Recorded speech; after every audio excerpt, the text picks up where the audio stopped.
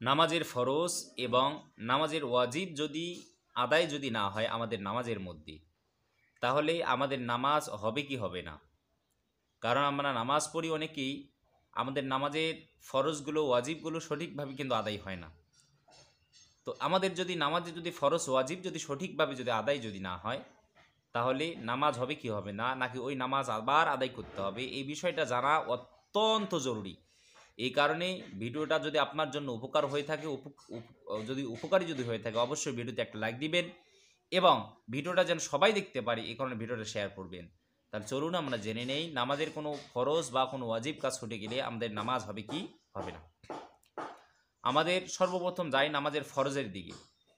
নামাজের বাহিরে ও ভিতরে হলো 13 ফরজ। এই 13 ফরজের মধ্যে কোনো মানুষের একটা ফরজ যদি আদায় যদি না হয় ভাই, তাহলে ওই মানুষটার কি হবে না, নামাজ হবে না। নামাজে 13টা ফরজ আছে, এই 13 ফরজের মধ্যে কোনো মানুষের একটা ফরজ যদি আদায় না হয় ভাই, তাহলে ওই মানুষটার কি হবে না, নামাজ হবে না। নামাজের 13টা ফরজ কি কি? 1 নম্বরে হলো তাকবীরে তাহরিমা বলা। ইমাম সাহেব তিনি নামাজ শুরু করেন কি বলে, আল্লাহু আকবার বলে হাত বাঁধেন। আমরা যখন একাকী যখন নামাজ যখন আমরা আদায় করি, তখন আমরা কি বলি, আল্লাহু আকবার বলে হাত বাঁধি। এই যে প্রথম যে আমরা আল্লাহু আকবারটা বললাম, এটা বলা হচ্ছে ফরজ, এটাকে বলা হয় তাকবীরে তাহরিমা বলা। এই তাকবীরে তাহরিম কোনো মানুষ যদি না বলে, তাহলে এই মানুষটার কি হবে না, নামাজ হবে না, তাকে আবার নতুন করে তাকে নামাজ পড়তে হবে।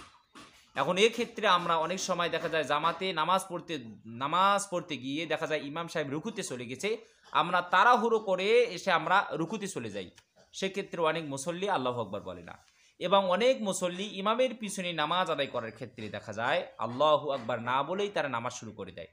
ইমাম আল্লাহু আকবার বলছে, তারা শুধু হাত উঠিয়ে হাত বাঁধে, কিন্তু আল্লাহু আকবার বলে না। এই যে আমরা আল্লাহু আকবার না বললাম, প্রথম তাকবীরটা না দিলেই কোনো মানুষের কি হবে না, নামাজ হবে না। এটা আমাদেরকে সারা জীবন মনে রাখতে হবে। তাহলে তাকবীরে তাহরিম এটা বলা হচ্ছে ফরজ, প্রথম তাকবীরটা দেওয়া কি ফরজ, এটা না দিলে কি হবে না, নামাজ হবে না। দাঁড়িয়ে নামাজ পড়া, ফরজ নামাজ এবং ওয়াজিব নামাজগুলো অবশ্যই দাঁড়িয়ে পড়তে হবে। যদি কোনো অজুহাত থাকে, যদি কোনো প্রয়োজন থাকে, সেটা ভিন্ন কথা, কিন্তু প্রয়োজন না থাকা সত্ত্বেও যদি আমরা বসে যদি নামাজ পড়ি, আমাদের নামাজ কি হবে না, নামাজ সাথে সাথে নষ্ট হয়ে যাবে। এরপরে হলো কেরাত পড়া। নামাজে কেরাত পড়া হলো ফরজ, অবশ্যই আমাদেরকে কেরাত পড়তে হবে, কেরাত না পড়লে কি হবে না, নামাজ হবে না। এরপরে রুকু করা, রুকু করা হচ্ছে নামাজে ফরজ। কোনো মানুষ যদি নামাজের রুকু যদি না পায়, তাহলে ওই রাখাতটা সে পেল না, তাকে আবার নতুন করে নামাজ পড়তে হবে। বিশেষ করে জামাতে যদি আমরা নামাজ পড়ি, দেখা যায় আমরা ইমামের সাথে সেজদা পেয়েছি কিন্তু রুকু পাই নাই, তাহলে কি হবে না, নামাজ হবে না। অবশ্যই আমাদেরকে রুকু পেতে হবে, তাহলে রুকু করা ফরজ। এরপর হলো দুই সেজদা করা, নামাজে 2টা সেজদা করা ফরজ। কোনো মানুষ যদি একটা সেজদা করে, তাহলে তার নামাজটা কি হয়ে যাবে, নষ্ট হয়ে যাবে।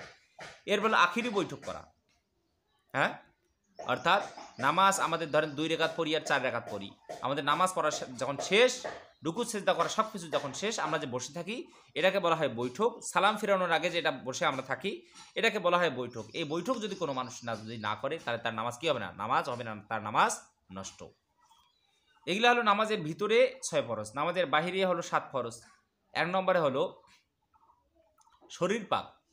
তো কোনো মানুষের দেহ যদি নাপাক থাকে ভাই, তাহলে তার নামাজ হবে না, সাথে সাথে তার নামাজটা নষ্ট। কাপড় পাক, কোনো মানুষের যদি ওয়াসিয়া বা ফাতাহির, আল্লাহ বললেন কাপড়টা লাগবে পবিত্র, কোনো মানুষ নামাজ পড়বে, তার কাপড়টা যদি নাপাক থাকে, তাহলে তার নামাজ কি হবে না।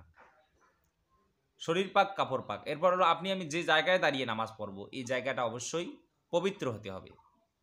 এরপর সতর ঢাকা, পুরুষের সতর হচ্ছে নাভির নিচ থেকে শুরু করে হাঁটু পর্যন্ত, অবশ্যই ঢাকতে হবে, নতুবা কি হবে না, ওই পুরুষের নামাজ হবে না।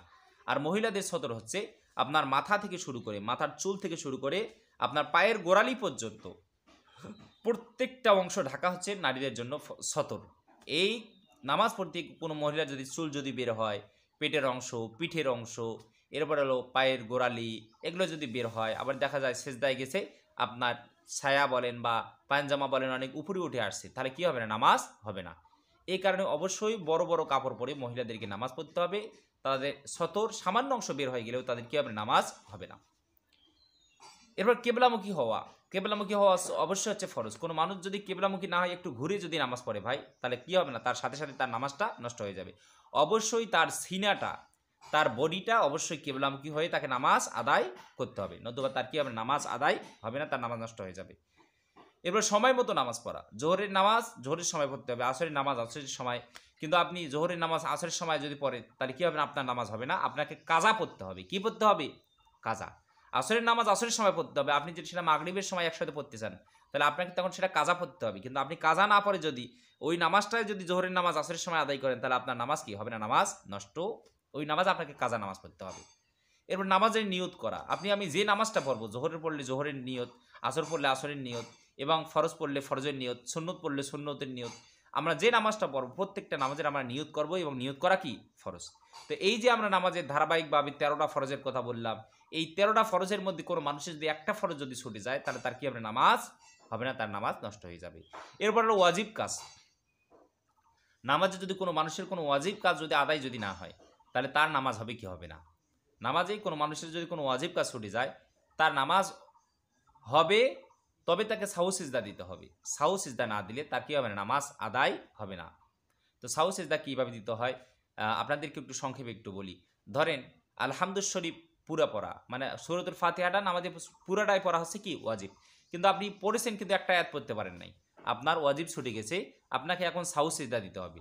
ধরেন আপনি ফজরের নামাজ পড়তেছেন, ফজরের নামাজে আপনার সুন্নত নামাজে আপনার ধরেন যে আপনি সূরাতুল ফাতিহাটা পুরাটাই পড়তে পারেন নাই, তাহলে এক্ষেত্রে আপনার জন্য করণীয় হলো 2 রাকাত নামাজ সম্পূর্ণ করার পর আপনি যখন বৈঠকে যখন বসবেন সালাম ফেরানোর আগে, তখন আপনাকে শুধু আত্তাহিয়াতু পড়তে হবে। আত্তাহিয়াতু লিল্লাহি ওয়া সালাওয়াতু ওয়াত তাইয়্যিবাত, আসসালামু আলাইকা আইয়ুহান নাবী ওয়া রাহমাতুল্লাহি ওয়া বারাকাতুহু, আসসালামু আলাইনা ওয়া আলা ইবাদিল্লাহি সলিহিন, আশহাদু আল্লা ইলাহা ইল্লাল্লাহু ওয়া আশহাদু আন্না মুহাম্মাদান আবদুহু ওয়া রাসূলুহু পড়ার পরে, ওয়া রাসূলুহু পর্যন্ত পড়ার পরে আসসালামু আলাইকুম ওয়া রাহমাতুল্লাহ বলে ডান দিকে সালাম ফিরিয়ে এরপরে পরপর 2টা সিজদা করতে হবে। কয়টা সিজদা?